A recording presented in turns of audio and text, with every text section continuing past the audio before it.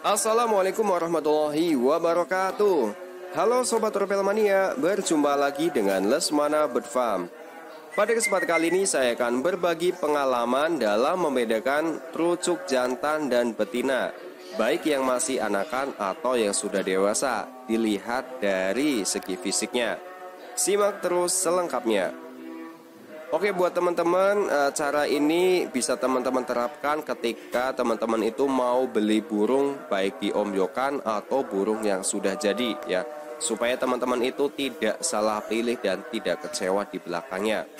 Oke, langsung aja kita bahas ya. Nah, jadi ini adalah burung trucukan jantan dan betina ya. Nah, yang di sebelah kanan ini untuk bodinya itu cenderung lebih kecil, sedangkan yang sebelah kanan itu bodinya besar ya. Oke, langsung aja saya akan membahas dari segi fisiknya, bentuk badannya ya.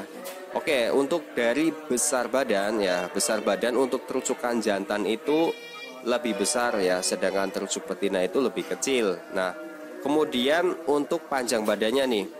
Untuk panjang badan kalau trucukan jantan itu dia lebih besar ya.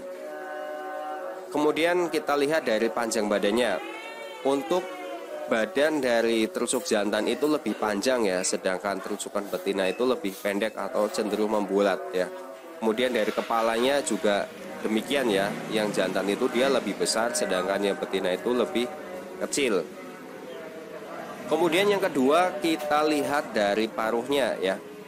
Untuk paruhnya untuk trucukan jantan itu dia lebih tebal dan lurus ya.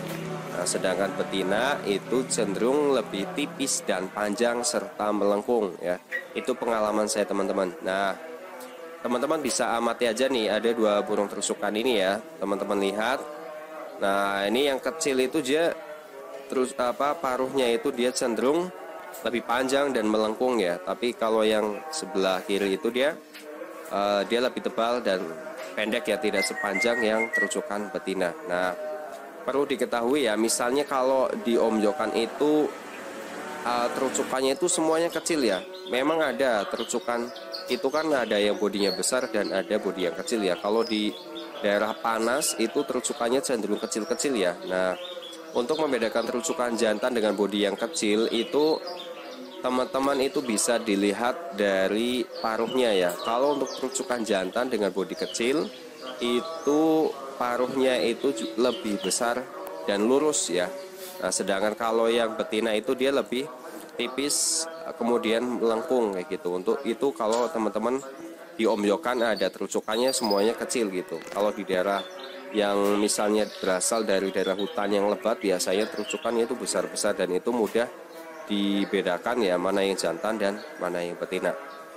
Nah, kemudian trucuk jantan itu sama-sama jambul ya. Nah, kalau kita yang pelihara lama itu bisa diamati ya, memang yang sering jambul itu adalah trucukan jantan yang aktif jambul dan jambulnya itu lebih tinggi dibanding dengan jambulnya si trucukan betina ya. Nah, itu kalau kita yang udah pelihara lama. Tapi kalau kita baru melihat secara langsung ya, misalnya lama nggak pelihara atau baru pemula, itu teman-teman ya harus hati-hati ya dalam membedakan atau ketika kita membeli burung yang masih diomyokan atau yang sudah jadi gitu. Nah, kemudian untuk dari segi kicauan ya, nah untuk trucukan betina juga bisa garuda ya, dia juga bisa ropel, namun ropelnya itu pendek dan kicauannya itu cenderung monoton ya kalau yang betina ya. Kalau misalnya yang kriwik juga hanya itu aja ya, variasinya ya tidak banyak ya, tidak sebanyak untuk trucukan yang jantan. Nah, jadi kesimpulannya adalah dalam membedakan trucukan jantan dan betina ya, baik yang masih anakan atau yang sudah dewasa ya, yang anakan remaja ya, sudah paruhnya masih merah pokoknya gitu, dan yang sudah dewasa itu ada dua ya.